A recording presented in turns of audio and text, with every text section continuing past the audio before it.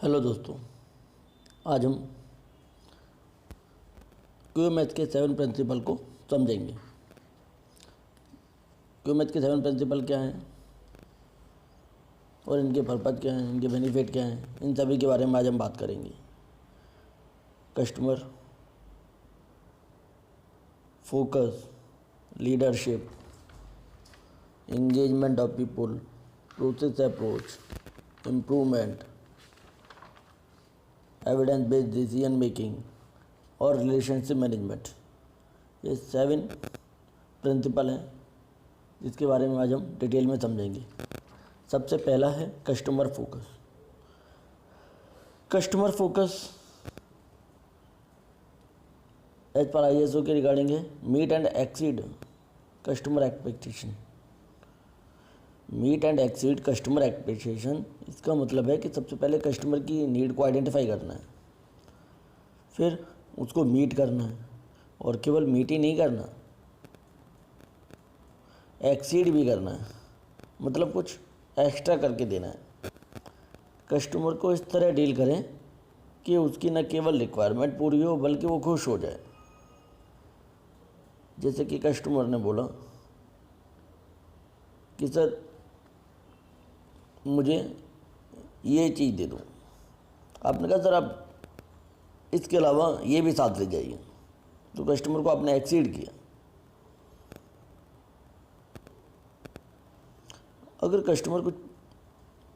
Customer खुश रहेगा तो आपका बिजनेस फुलफिल रहेगा। तो कस्टमर की जो बेसिक रिक्वायरमेंट है, ISO कहता है कि आपको खाली मीट ही नहीं करना है बल्कि एक्सीड भी करना है, ठीक है। और कस्टमर क्या है? कस्टमर केवल वो नहीं है जिसको आप सामान दे रहे हो, कस्टमर वो भी है जो आप सभी से जुड़ा हुआ है, जैसे कि interested party, government, community, vendor, supplier, इन सभी को साथ लेके चलना है जिससे कि कस्टमर की रिक्वायरमेंट को पूरी हो जाए, और ना कि पूरी हो जाए बल्कि खुश भी हो जाए। तो आप इसको कहेंगे कस्टमर फोकस। हम अगला प्रिंसिपल देखते हैं, लीडरशिप। लीडरशिप क्या है? Commitment and accountability. आप कमिटमेंट करते हैं, अकाउंटेबिलिटी लेते हैं, जिसे हम लीडर कहते हैं।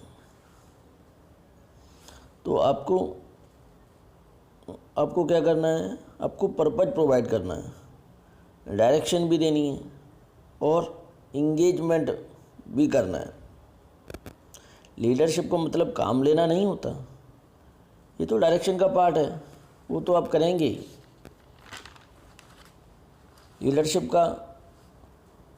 लीडरशिप वो होता है जो काम करने का मकसद देता है, काम करने के लिए सिर्फ काम नहीं देता।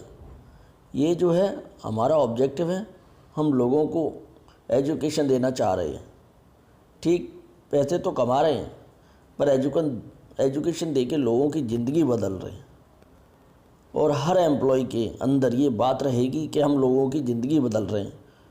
और सबसे इम्पोर्टेंट, लीडर खुद भी इम्प्लीमेंट करना चाहिए, या जो भी वो इंस्ट्रक्शन देता है और डायरेक्शन देता है उसके साथ इंगेजमेंट भी होना चाहिए।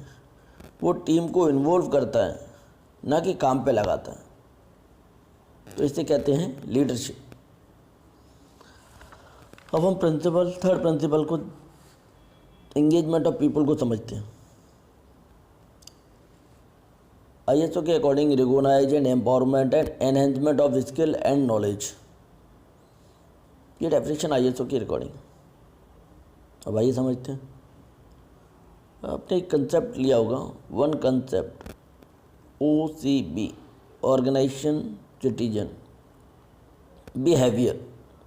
मोस्ट इम्पोर्टेंट मैनेजमेंट में है ये कंसेप्ट। ऑर्गेनाइजेशन के लोग ऐसे काम करें कि उसको ऑन करें, उसको लगे वो खुद का काम है। जैसे कि लोग कहते हैं ये मेरा देश है, जबकि खुद की थोड़ी सी भी जगह नहीं है, लेकिन कहते हैं ये मेरा देश है। तो ये क्या है? ये ओनरशिप है। इसलिए लोगों को रिकॉग्नाइज करना है तो वो ऑन करेंगे, उनकी एम पावर को देखें और उनको आगे बढ़ाएं। आप लोगों को रिकॉग्नाइज करेंगे, उनके एफर्ट को रिकॉग्नाइज करेंगे तो वो ऑन करेंगे, वो जिम्मेदारी लेंगे। उन्हें टूल दें, उन्हें अथॉरिटी दें, उन्हें ट्रेनिंग दें, तो वो क्या करेंगे? उस ऑर्गेनाइजेशन का हिस्सा बनेंगे। तो ये इंगेजमेंट ऑफ पीपल जो है आपको रिकॉग्नाइजेशन करने की परमिशन देता है, एम्पावरमेंट करने के लिए बोलता है, और enhancement of skill and knowledge, आपको उनकी स्किल को बढ़ाना है, उनको नॉलेज देना है, मतलब ट्रेनिंग देना है। अब हम बात करते हैं फोर्थ प्रिंसिपल की, प्रोसेस अप्रोच।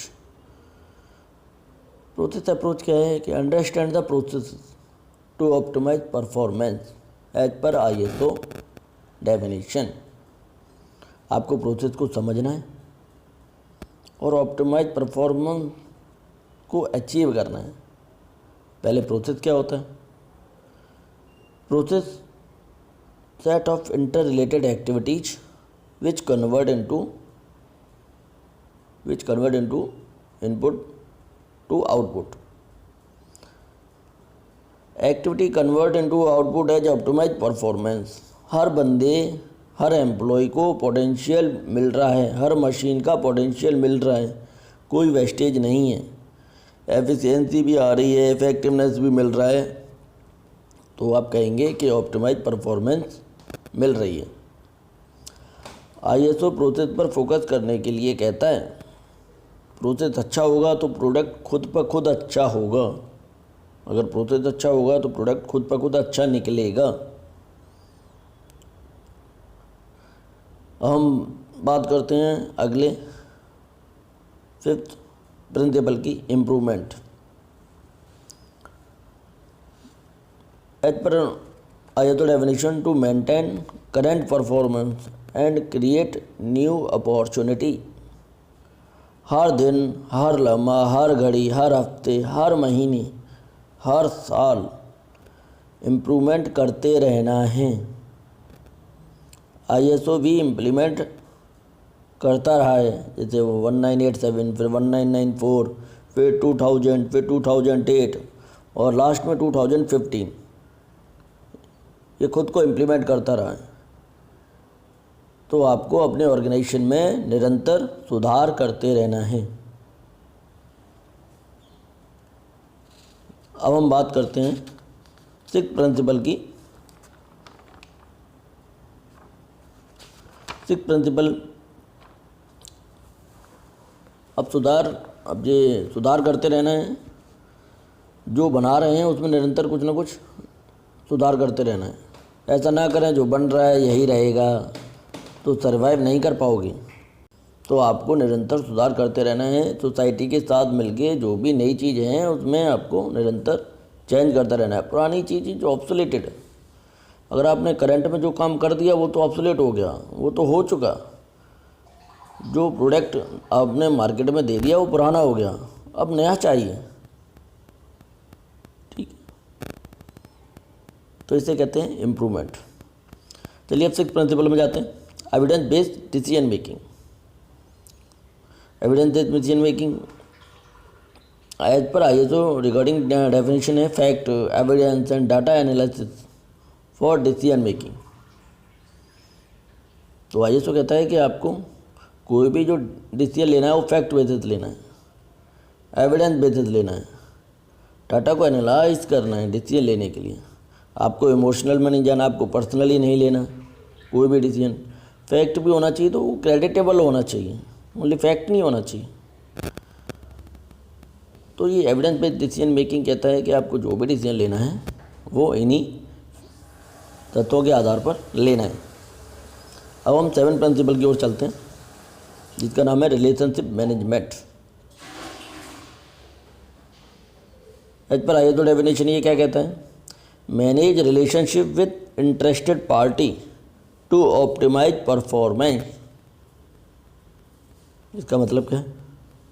आपको सिर्फ प्रोडक्ट बना के बेचना नहीं है, बल्कि जितनी भी इंटरेस्टेड पार्टीज हैं उनके साथ अच्छा रिलेशन बना के भी रखना है। इंटरेस्टेड पार्टीज के रिलेशन पर आपको फोकस करना है। ये इंटरेस्टेड पार्टीज क्या होंगी? ये इंटरेस्टेड पार्टी आपके कस्टमर हैं, वेंडर हैं, एम्प्लॉई हैं, इन सभी के साथ आपको रिलेशन अच्छे बना के रखने हैं। तो आपका क्या है, बिजनेस खुद पे खुद कितना होगा, अच्छा होगा। ये सारी बातें आपके क्यूएमएस के 7 प्रिंसिपल में बताई गई हैं। इन सब को आपको फॉलो करना है।